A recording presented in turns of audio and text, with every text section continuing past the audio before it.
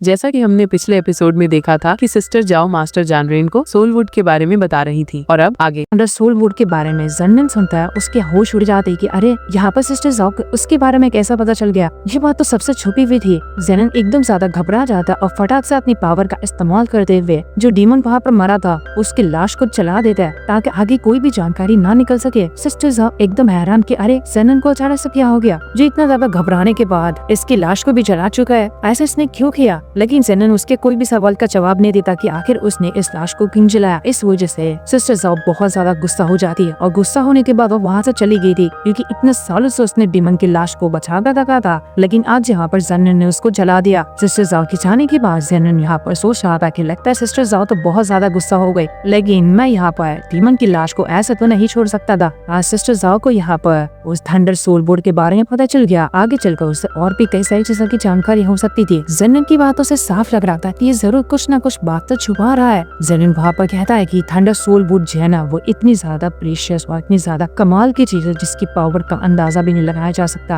वो किसी भी बंदे को ब्रेक थ्रू करने में, किसी भी तरह की टेक्निक को एडवांस करने में या फिर कोई भी चीज की तरह की स्पिरिचुअल चीजें हो गए उन्हें इंक्रीज करने में मदद कर सकती है। वो थंडर सोलवुड यहाँ पर इस इंशन सेट के अलावा और कहीं नहीं मिलता। और थंडर सोलवुड की सबसे खास बात यह है कि वो एक सोल को किसी और चीज के अंदर ट्रांसफर कर सकती है। सबसे मेन काम इसका वही होता है सोल को ट्रांसफर करने का। एक इंसान जो मरने वाला हो अपनी सोल को किसी और के अंदर भी ट्रांसफर कर सकता है। क्या पता ऐसा हो सकता है कि यहाँ पर जन्नन जो मर गया था तो उसने उस थंडर सोलवुड की मदद से ही अपनी सोल अपने नए वाले रूप के अंदर ट्रांसफर कर लिया, जो कि अब हम जैन को देख रहे हैं। लेकिन अभी यहाँ पर हमें इसके बारे में कोई भी उतनी ज्यादा डिटेल नहीं दी जाती। उसी के साथ साथ हमें ये भी पता चलता है कि वो डीमन जो था वो बहुत साल पहले इससे मिल चुका था। उसने कुछ बात भी कही इस जन्नन को। वो डीमन असल में इस वाले जन्नन से नहीं मिला था बल्कि पिछली लाइफ में जो जन्नन था मास्टर वाला उससे मिला था और उससे उसमें कुछ पते गई थी। वही बातों को यहाँ पर जो अभी जन्नन है वो याद कर रहा था। उस टाइम तो उसे उसकी बातें नहीं समझ में आई कि आगे वो डीमन क्या कहना चाह रहा है, लेकिन अब इस टाइम पे जन्नन की बातें थोड़ी थोड़ी समझ आने लग जाती है। उस डीमन ने मास्टर जैन से कहा था कि जो भी कल्टिवेटेड जो हेवन में जाते हैं या फिर बहुत ज्यादा हाई लेवल की कल्टिवेशन करते हैं उन्हें सबसे पहले लाइफ के बारे में बहुत अच्छी तरह से जानकारी होनी चाहिए। एक वही तरीका होता है जिसके बाद कल्टिवेटर एक बहुत ही ऊंचाइयों पर जा पाता है। तुमने भी क्योंकि लाइफ को उतने ज्यादा अच्छी तरह से एक्सपीरियंस किया भी नहीं है। बॉडीमोन मास्टर जैन को एक मिसाल दी गई बताता है कि देखो यहाँ पर जो सूप रखा हुआ है ना, दुनिया में दो तरह के लोग होते हैं। एक जिन्हें इसे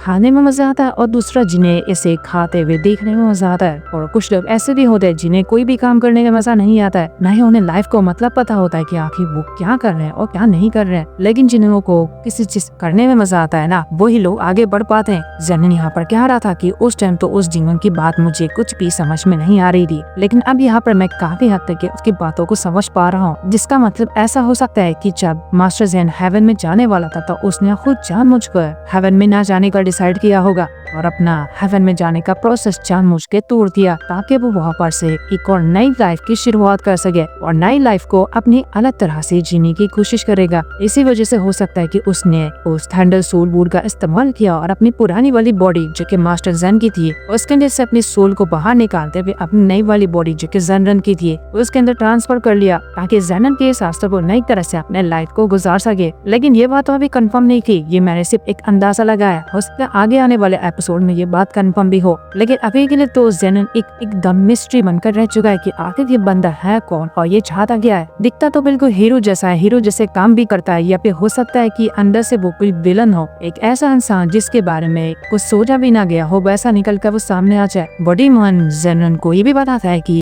दुनिया में और भी बहुत सारे लोग होते हैं जो एक ही नॉर्मल तरह से अपनी लाइफ को गुजारना पसंद करते हैं, लेकिन उन्हीं में कुछ ऐसे भी लोग होते हैं जो लोग सीक्रेट निकाल लेते हैं या कोई शॉर्टकट निकाल लेते हैं। तो वो इंसान के पर डिपेंड करता है कि वो जैसे भेड़ बकरियों की तरह वही रास्ते पे चलते जिस पे सब लोग चलते हैं, या फिर वो कोई नया रास्ता ढूंढ निकाले जिस रास्ते पे बहुत कम लोग चलते हैं। जब तक कोई ऐसा लाइफ में सीक्रेट या फिर कोई अनोखा रास्ता नहीं दिखाता ना तब तक कि वो बंदा आगे नहीं जा पाता। मैं भी उन्हीं में से एक ऐसा इंसान हूँ जिस रास्ते पे लोग सीधा चलते हैं उसी रास्ते से मैं उल्टा चलते हुए आ रहा हूँ। वो डीमन बहुत ही अलग तरह की मुहावरे वाली बात कर रहा था जिसे समझना भी काफी ज्यादा मुश्किल होगा। जैनन बस यहाँ पर उसकी बातों को एकदम से सुन रहा था और उसकी बातों के मतलब सब कुछ जानने की कोशिश कर रहा था, लेकिन जेनन का क्या सीक्रेट है जिसे उसने अभी तक के किसी को नहीं बताया, और असल में जेनन है ही कैसा बंदा, इसके बारे में अभी हमें कुछ भी नहीं बताया जाता। हो सकता है आगे आने वाले एपिसोड में हमें जेनन का सीक्रेट पता चले कि वो जानबूझकर हेवन में नहीं जाना चाहता था या फिर कुछ तो कुछ गड़बड़ हुई थी। लेकिन जो भी है, जेनन बनना तो बड़ा ही इंटरेस्टिंग है। जितने इसके बारे में जानने की कोशिश करो उतना ही ज्यादा कंफ्यूजन क्रिएट होती है। तो देखना इंटरेस्टिंग होगा कि जेनन के बारे में हमें आगे क्या ही पता चलता है। इसी के साथ ये एनिमे खत्म होता है। उम्मीद करता हूँ कि मेरी एक्सप्लेनेशन पसंद आया तो लाइक और सब्सक्राइब कर देना। तो मिलते हैं अगले एपिसोड में, तब तक के लिए बाय। Thank for watching.